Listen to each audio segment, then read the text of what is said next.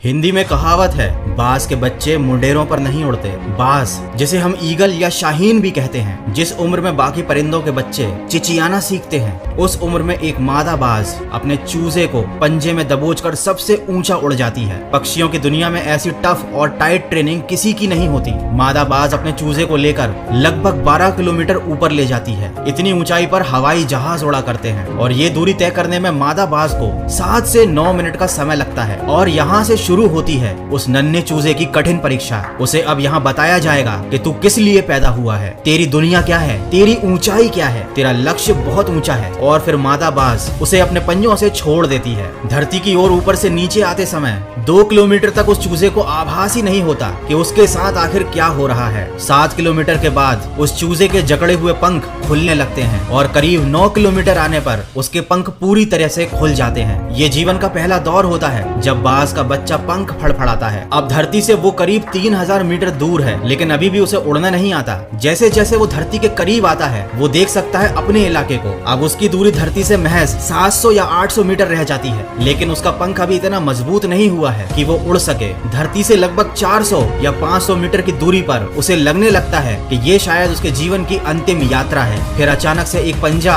उसे आकर अपनी गिरफ्त में लेता है और अपने पंखों के दरमियान समा लेता है। ये पंजा उसकी माँ का होता है, जो ठीक उसके ऊपर चिपक कर उड़ रही होती है। और इस तरह उसकी यही ट्रेनिंग लगातार चलती रहती है जब तक कि वह उड़ना नहीं सीख जाता। ये ट्रेनिंग एक कमांडो की तरह होती है। तब जाकर दुनिया को एक बाज मिलता है, ऐसा बाज जो अपने से 10 गुना अधिक वजनी प्राणी का शिकार कर सकता है। लेकिन बाज का संघर्ष यहीं समाप्त नहीं होता। वो पक्षियों का राजा यूं ही नहीं कहलाता। उसे अपने शानो शौकत और स्वाभिमान के लिए अनंत पीड़ा सहनी पड़ती है। उसी तरह एक इंसान भी जितनी ज्यादा तकलीफ सहता है, वो उतना ही ज्यादा सफलता के लिए काबिल बनता है। हम सबके अंदर सफलता प्राप्त करने का एक छिपा हुआ दरवाजा होता है, जिसे बहुत ही कम लोग खोज पाते हैं। लेकिन अगर कोई इंसान अपनी इस काबिलियत को पहचान ले, तो वह जीवन में बहुत आगे निकल सकता है। मैं आपको एक बुक रखने के खूब कहा है दोस्तों, एक क्षण के लिए भी ये मत सोचो कि तुम कमजोर हो। हम सभी के भीतर आंतरिक शक्ति का भंडार छिपा है। एक बाज की उम्र करीब 70 साल होती है, लेकिन उसके जीवन में एक मोड़ आता है जब वो 40 साल का होता है। उम्र के इस पड़ाव में उसकी चोंच सामने झुक जाती है, काफी लचीली हो जाती है, जिससे वो शिकार नहीं कर पाता। पंख इतने भारी हो जाते हैं कि छाती से चिपक जाते हैं, जिनके कारण उड़ने में तकलीफ होती है। इसके पैर जिससे ये झपट्टा मारता है, उनके नाखून टेढ़े हो चुके होते हैं। अब इसके पास चुनाव होता है कि वह 40 की उम्र में मर जाए, क्योंकि ना उड़ सकता है ना शिकार कर सकता है। लेकिन बाज मरने का चुनाव नहीं करता, वह हार नहीं मानता। उम्र के इस पड़ाव पर बाज अपने इलाके की सबसे ऊंची चोटी पर चला जाता है और अपनी चोंच को पत्थर पर मार मार के लहूलुहान हो जाता है। बाज इस दौरान अनंत पीड़ा को सह रहा होता है और अंत में अपनी चोंच तोड़ देता है। वह अपने नाखूनों को पत्थर पर रगड़ रगड़ कर उन्हें भी तोड़ देता है और अंततः बाज को अपनी इस तकलीफ और अपनी इस तपस्या का फल मिलता है। उसको एक नई चोंच और अच्छे नाखून फिर से वरदान के रूप में मिलते हैं। कहानी यहीं पर खत्म नहीं होती। अब बारी आती है उसके भारी पंखों की। अपनी नई चोंच से बाज अपने पंखों को नोच नोच कर अपने जिस्म से अलग कर देता है। इतनी पीड़ा सहता है कि कोई और जीव होता तो अपने प्राण त्याग दे, पर इतनी पीड़ा ना सह सके। लेकिन फिर भी बाज ये सब सहता है और करीब 6 महीने बाद उसे नए पंखों के रूप में नया जीवन मिलता है और वह बाकी की जिंदगी उसी शानो शौकत के साथ जीता है। दोस्तों, आज के समय में बहुत सारी सुख सुविधाओं की आदत और बेहिसाब लाड़ प्यार ने इंसानों को बाजारू मुर्गे जैसा बना दिया है, जिनके पास बड़ा और मजबूत शरीर तो है, लेकिन वो लड़ नहीं सकते। वजनदार भारी पंख तो हैं, लेकिन उड़ नहीं सकते। इसीलिए कहते हैं कि गमले के पौधे और जमीन के पौधे में बहुत बड़ा फर्क होता है। अंत में यही कहूंगा दोस्तों कि रुक जाइए और पछताइए ये सोचकर कि मैं क्यों रुक गया, या फिर चलते रहिए और खुद को खुद पर गर्व करने का एक और मौका दीजिए। आशा करता हूँ बाज के जीवन से आपको कुछ न कुछ सीखने को जरूर मिला होगा। अगर ऐसा है तो इस वीडियो को शेयर